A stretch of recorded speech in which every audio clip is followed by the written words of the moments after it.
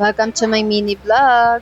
Napakaaga nga magising ng dalawa kong anak. 6:00 pa nga lang ng mga oras nito ay gising na sila.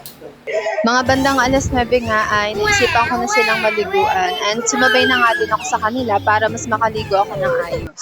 Sumilip nga ako dito sa labas ng bahay namin at grabe nga ang ulan, walang tigil, tuloy-tuloy pa rin. Kaya naman, eto nga naisipan ko na lang na laruin sila dito sa loob at ito naman mukha namang nag-e-enjoy sila. Ganito nga lang talaga ang araw-araw namin na gawain. Maglalaro dito sa loob ng bahay, maghahabulan, magnonood ng TV sila, and then yun, paulit-ulit lang yun. Kasi nandito lang naman kami sa bahay namin. And eto nga ang aking bunso ay napaka-clingy talaga niyan. Kahit na may ginagawa ako, ay gusto niya lagi nagpapaharga sa akin.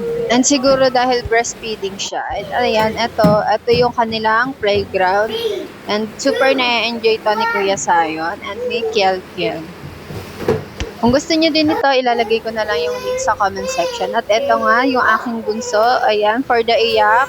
And hindi mo alam kung tatawa or iiyak siya. Ganyan siya lagi. Oo, At eto nga, naisipan ko ngang linisin ang aming sala po. Dahil po ayaw nila nang nakaangat yung mga unan at ang aking kumot. Gusto nila laging nasa baba. Ayan. For the linis dyan ng person. And ayan nga, nanggugulo pa nga yung aking mga anak dyan. So, yun lang naman. Salamat sa panonood.